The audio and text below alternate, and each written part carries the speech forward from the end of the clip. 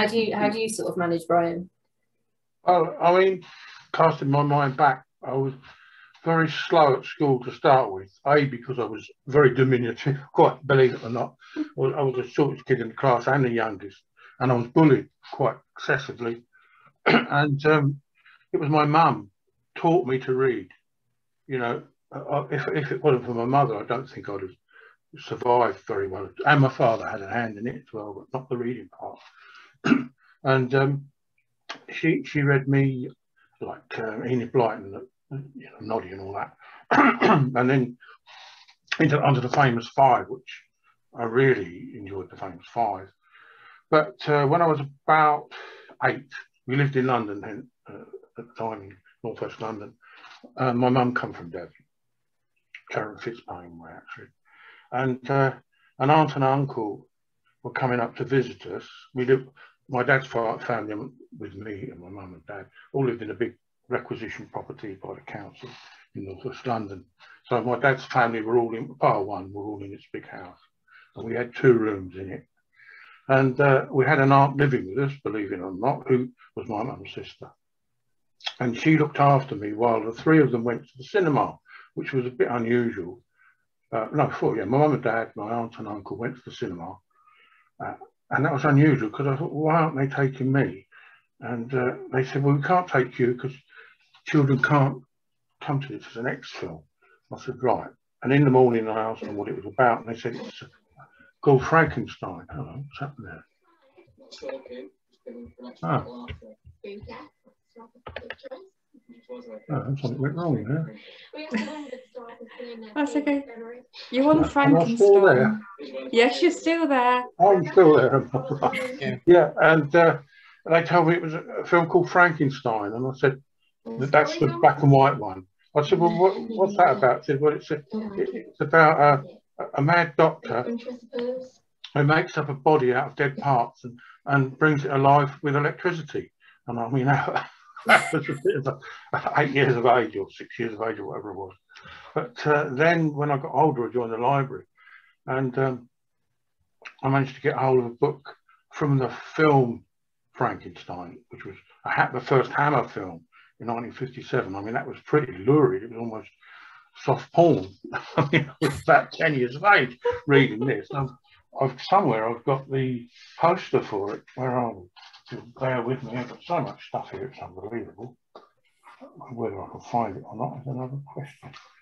No, I probably can't find it. I should have put it to one side. It's pretty lurid stuff. Got Christopher Lee, Peter Cushing played Van Helsing. Christopher Lee was Dracula, barely recognisable. And then I came across, in the library, Frankenstein, Mary Shelley. I was about 12 then. I mean, and that isn't a particularly easy read. It was nothing like the film. And that set me on the road to being interested in Gothic, anything horror. And me and my best mate, we were about 13. We went to a cinema in northwest London, the Isolde. We crept in the side and upstairs to the third circle, as it was in those days, and had a double bill of Frankenstein and Dracula, both the Dracula one because I read the book, and the film wasn't as good as the book actually, and the other one was Frankenstein, again with Christopher Lee, and then I mean I watched those, and that sort of gradually led me on to being interested in both. I mean, they're still popular today. They're still remaking them, but very few times. I don't think anyone's done justice to Frankenstein. I mean, they might have been closer to Dracula. And I'm still studying it now, and I'm attempting to write a sequel to Dracula. And and I've talked about it, and it all stems from I mean, I'm a great admirer of Mary Shelley, along with Jane Austen. I often compare the two writers. So that's my interest, and that, from that, other things came. I mean, I'm a great lover of H.P. Lovecraft, I mean, I've got a book, it's poetry, which is unbelievable. It inspires me to write poetry. And I mean, Edgar Allan Poe, obviously. And I actually like Mervyn Peake, the Gormenghast trilogy. So I like weird literature. You know, I'm not a great, you know, I like something dark and obscure. You know, and I've always liked that sort of thing. So I don't know if that my nature or not, I don't know. Yeah. But, yeah. So it just goes to show that, you know, even with your dyslexia, you can still enjoy books, enjoy writing. oh, absolutely, yeah. Yeah. Now with my dyslexia, I actually didn't realise I was dyslexic until I had an IQ test, and I just thought I was stupid, which happens to a lot of dyslexic people, because your writing is incredibly slow, and you know everybody else in the class was doing 3 or 4 pages of A4. I was doing half a side, and basically I was told, you know, I'm either stupid or lazy, and you know, which one should I choose? And I just thought that's really strange, because I didn't think I was actually lazy, and I wasn't too sure I was stupid or not. But I did this IQ test when I was 18, and I came up quite high, and nobody could understand it. And then they did other tests, and they found out actually I'm not stupid or slow or lazy. I just have a very special brain. And you know, and basically after I'd done that, I just think the world opened up, and all the things I had struggled with, I just thought it was now quite amusing. So you know, and it didn't matter because I wasn't stupid, you know, or lazy. It was great. It was just me. And the way my brain works, it's interesting, because Morwenna's brain works in one way. My brain works as an explosion. And we did this at university. Everybody was writing their brain thoughts, and it went after like that, very neatly. I did my brain, and it was an explosion everywhere of odd thoughts tied together in random ways, going all over the place. And I thought, yeah, that sort of sums it up. That is the gift of dyslexia. There's no holds bar, you know. There's no box or logical thinking. You know, I can begin a story at the end and work backwards quite easily and not realise it. So the world opened up for me, which is why I translate it into my writing, which is why my writing is vast and different and quite unusual, and hopefully quite imaginative, because you know my brain is strange. You know, that is the gift of dyslexia. Who wants to be normal? It gives you a strange brain. So now finally we're going to come to what's the biggest tip for divergent writers. Let's start with Morwenna. What's your biggest tip? All right, my biggest tip is automatic writing. Number one, it's fun, but when you write automatically, you just sit yourself down with pad and paper. Don't think about spelling, don't think about grammar, don't think about where you're going with your plot. Just get a load of words down as quickly as you possibly can for as long as you can, because once you've got something down, you've got something to work with. And I think a lot of people get really sort of hung up with their writing and say, oh, I can't do it because, oh, that doesn't make sense, or, oh, I've made a spelling error or something, and that just completely interrupts your flow of your thought process, where you're going with the story. So just basically get it all out, do some automatic writing sessions, and then you've got something, and then you can start worrying about all the the mechanics of it all. And obviously everything's done on computer now, and there's spell checkers and grammar checkers, Grammarly, and everything like that.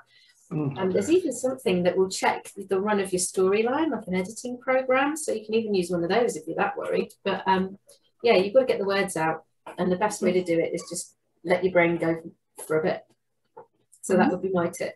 What's your tip, Brian? Yeah, excellent. Well, much the same. Just get it down right. I mean, I've got a quote. What was it? H.P. Lovecraft.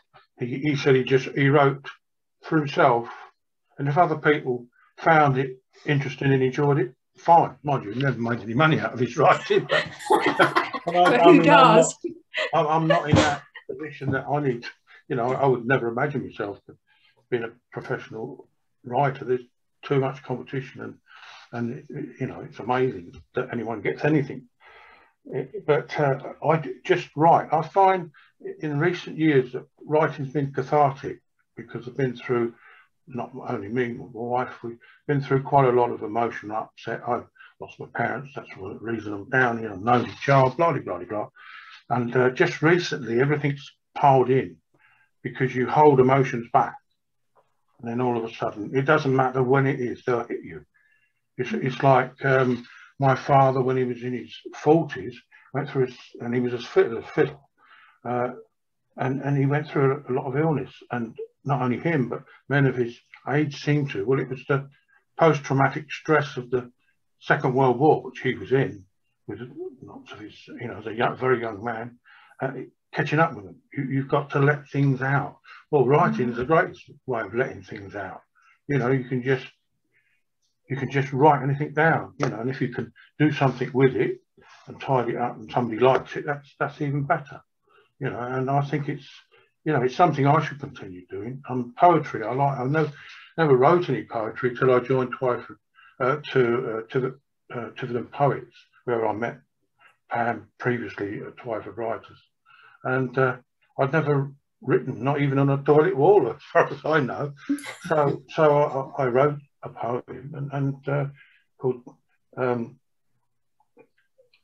Twyford After Midnight, I think it was.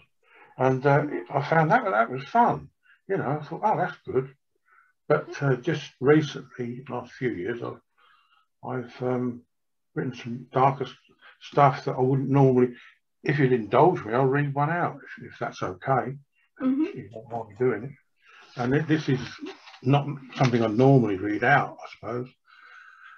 And it's called The Return of Rosalie. One full moon night she appeared before me, borne on the wind of sparkling stardust. Who was this vision of beauty and grace, this ethereal being with angelic face? Could I trust my own eyes? Where were my senses telling me? Were my senses telling me lies? It was my own Rosalie, with her earthly charms. How could that be? Just 7 moons ago, I laid her in the cold earth. My life's light gone out. Gone was happiness, gone was mirth. No brightness and joy, all was black. My Rosalie was gone, never to come back. My tortured soul cried out, let her live again, or let me not live and obliterate this pain. Be careful what you wish for, so the sages say, for your wish may come true, but not in your wished for way. What I saw before me was beyond belief. This apparition must be a figment of my mind, brought on by misery and grief. She stepped forward and held me with an all too solid touch, saying, come to me, my darling, I've missed you oh so much. She smiled broadly, drawing fangs so pearly white that sank into my neck and drew blood to her delight. She then drank deeply, saying, fear nothing, we'll be together for all eternity, for within 7 moons past you'll be a vampire just like me. Oh.